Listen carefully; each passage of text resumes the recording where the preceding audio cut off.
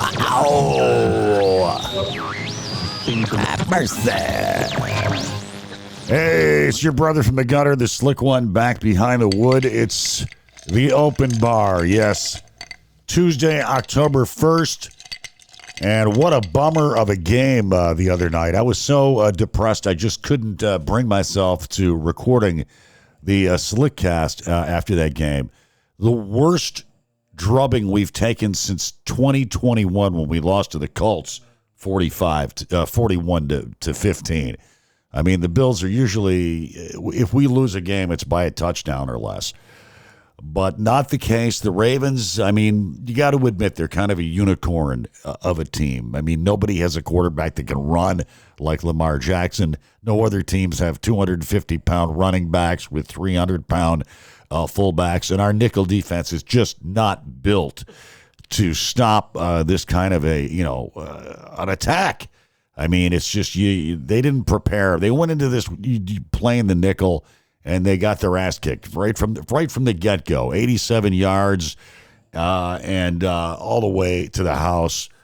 Just a brutal game all the way around. The defensive line could not stop the run, and you got to wonder if the injuries finally got to us. Of course, it would have been helpful to have Teron Johnson back there as nickel corner, who's very good against the run, to have Terrell Bernard in there. Yeah, but what are you going to do? I mean, it is what it is. They had a chance to get back in, and then they did that stupid trick play, which backfired because Deion Dawkins pretty much whiffed on the block, and the guy got right into the backfield and blew everything up, and Josh Allen got hammered on the play. So I don't think we'll be calling any of those anytime soon. And I got to say, some of the coaching was kind of lame, too. I know we went for it on 4th and 1 early in the game, but then later on we had that 4th and 2, which I thought we should have went for it. And he decided to punt. And then there was a 4th and 1 after that he pulled a candy ass no balls move, McDermott, and decided to punt. Just too conservative. Just a bad day at the office for the Bills. Just a bad day. Chalk it up to that. Let's hope it doesn't happen again anytime soon. We got 2 rough games coming up on the road. One against the Texans. Is it this Sunday? Our old pal Stephon Diggs, and then we've got the Jets on Monday night after that at New York. 2 road games. Listen, if we can pull off 2 of these, I'll be happy, and we'd be 5-1. I could definitely deal with that. And let's get our act together, for Christ's sakes, huh? Watched a couple of great classic movies over the weekend. The one was Paul Newman and Hombre. And if you've ever seen that from 1967, Paul Newman, believe it or not, plays an Indian in this movie. Well, he's kind of like an Indian. He's kind of like a white, maybe mixed Indian type guy. He's raised by the Apaches. And, he's an Indian. And he hangs out with Indians. And he's a badass in this movie, I got to tell you. And it's kind of a cult classic, but there's a scene where he's on the stagecoach with these rich people. Richard Boone is in this, if you remember him. He was always a bad guy. And this rich lady says, "Oh, these Indians, they eat dog. I think that's disgusting." And Paul Newman's like, "Look, lady, if you're hungry enough, you'll eat dog too." They're eating the dog. See, that's why I told you about that movie, just so I could play that. They're eating the dog. Great movie, though, Hombre. Check it out, Paul Newman. And I also watched The Wrecking Crew, which is a spy spoof, an original spy spoof. Like Austin Powers was a spoof of spy spoofs. This is the original spoof. Armand Flint, right? James Coburn, and then you had Dean Martin as Matt Helm. And he did 4 Matt Helm movies. I watched The Wrecking Crew, which if you watch the movie, the Quentin Tarantino movie, Once Upon a Time in Hollywood, where Sharon Tate, they show the clip from that movie, The Wrecking Crew. Sharon Tate is in it. I believe this came out about 6 months before she was savagely murdered by the fucking lunatics in the Manson family, sadly. And of course, it had Elke Sommers in there as well, who I always had the hots on for Elke Sommers. I don't know, maybe it was the German accent, but she's in it. Great cast. I believe Ginger from Gilligan's Island is in this as well. Tina Louise.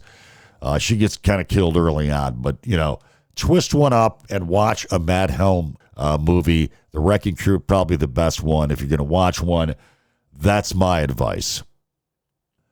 And speaking of Elke Sommers, Tommy Shannon retired years ago, 20 years ago, whatever it was. We had a party for him, a going away party at this place.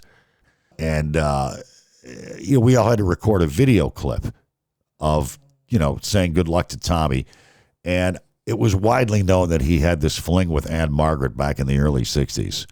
Tommy kind of liked to tell that story. And, hey, who wouldn't?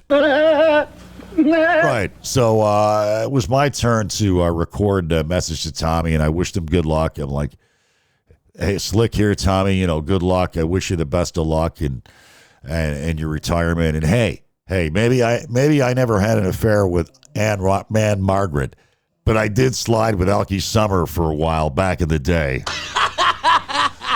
And I got a decent laugh from that. But we miss Tommy Shannon, damn it. We miss the guy. Still miss him. And a big article in the Buffalo News this weekend. Buffalo's next mayor walks into a big fiscal headache. Maybe I don't want the gig as mayor.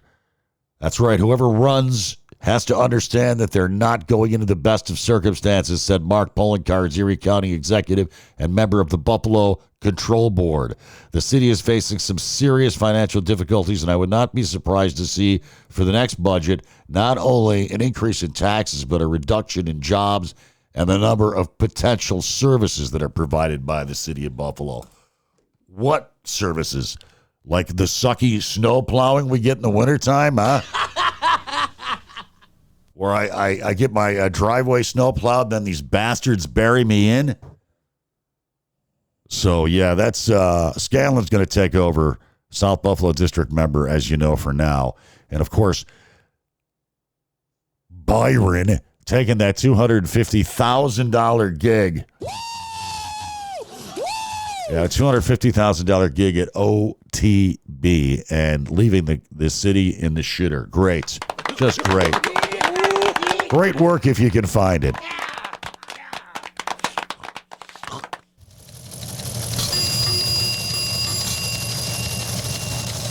And breaking news here on the open bar, on Slick's Open Bar, approximately 50,000 ILA Union Longshoremen are walking off the job. That's official now. That was official at 12:01 a.m. Eastern Time. Now, these longshoremen cover the East Coast and the Gulf Coast. 50,000 people we're talking about. This is the first time that port ownership have not reached agreement with union workers on a contract since 1977. This is the first strike since back in 77. Get this now, between 43 and 49% of all U.S. imports and billions of dollars in trade monthly move through the U.S. East Coast and Gulf ports. So, yeah, this would be just another excuse for corporate America to raise prices on people. Well, it's the longshoreman strike. Hey, maybe Biden can do something. He helped resolve, what the hell was it? One of the other strikes that was about to happen. Was it with the UAW, possibly? I forget. But every time you turn around, there's some bad news you're going to hear. You know what I mean? Well, that's all Slick Daddy's got for you. Sadly, today I will be back in a couple of days, and we will talk again. We'll preview the upcoming game against the scum-sucking Houston Texans and Stephon Diggs, asshead that he is. Until next time, remain calm, circle the wagons, go Bills, live fast, die old, and yes, weed, whiskey, and Warren Zevon.